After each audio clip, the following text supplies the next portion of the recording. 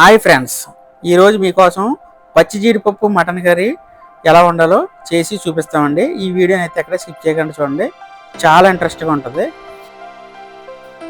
ఈ జీడి పిక్కలు వెంటనే కోసిన వెంటనే అయితే జీడి ఎక్కువ ఉంటుందండి, జాగ్రత్తగా చూసుకొని కోసుకోవాలి. లేదు 2-3 రోజులు ఫ్రిడ్జ్లో పెట్టి తీస్తే కనుక జీడి తక్కువగా ఉంటుంది. కట్ చేసేటప్పుడు కూడా జీడి తోలకంటూ ఉంటుంది. ఇలా బద్దలు చేసుకోవాలండి, ఒకటిని ఇలా బద్దలు చేసుకున్న బద్దల్ని 2 సపరేట్ చేసేయాలండి.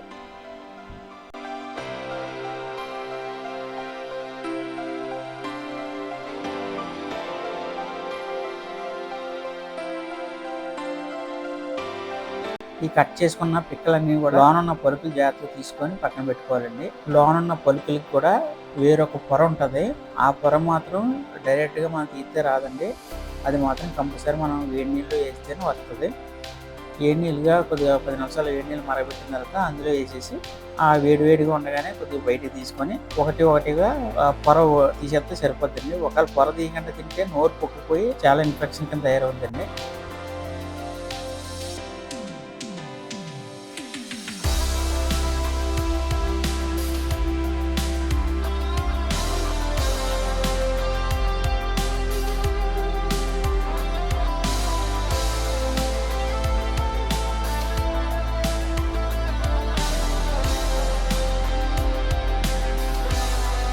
పాన్ ఎక్కిన తర్వాత 4 నుంచి 5 టేబుల్ స్పూన్ ఆయిల్ వేసుకోవాలి. మేమైతే గాను నూనె వేసామండి.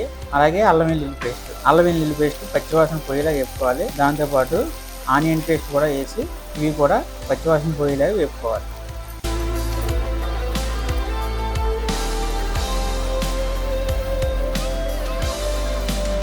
ఇవి వేగుతున్న క్రమంలోనే పసుపు వేసుకోవాలండి. పసుపు కూడా వేసి బాగా వేగనివ్వాలి. ఈ అల్లం వెల్లుల్లి పేస్ట్ బాగా ఒక 3 నుంచి 4 నిమిషాలు బాగా వేపుకోవాలి మూత పెట్టి. A few moments later.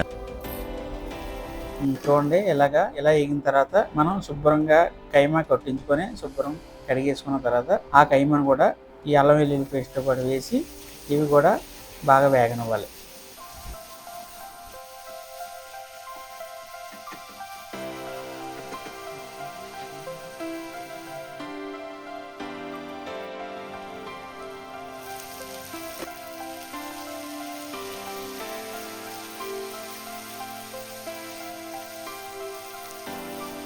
మటన్లోని నీరంతా కూడా బయటకు వచ్చేలాగా బాగా వేపుకున్నాం కదండి. ఇప్పుడు తగినంత ఉప్పు, తగినంత కారం, అలాగే గరం మసాలా కూడా వేసుకోవాలి.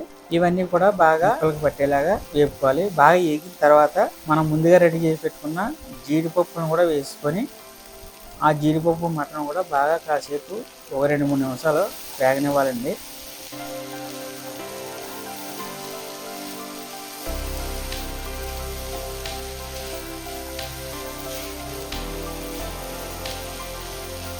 ఇలా ఒక 3 నిమిషాలు వేగిన తర్వాత తగినంత వాటర్ వేసుకోవాలండి.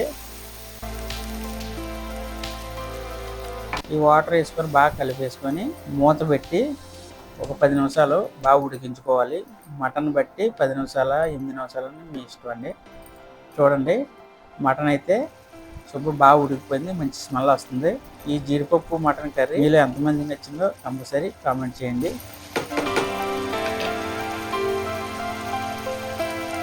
పచ్చి జీడిపప్పు కర్రీ సూపర్ ఉంటుందండి. ఎలా వండుతుంది తింటేనే టేస్ట్ మాత్రం అదిరిపోద్ది. ఒకసారి తిన్నారంటే మళ్ళీ తినాలనిపిస్తుందండి. పచ్చి జీడిపప్పు, నార్మల్ జీడిపప్పు కన్నా పచ్చి జీడిపప్పు ఒకసారి వండి చూడండి, రుచి మాత్రం అదిరిపోద్ది.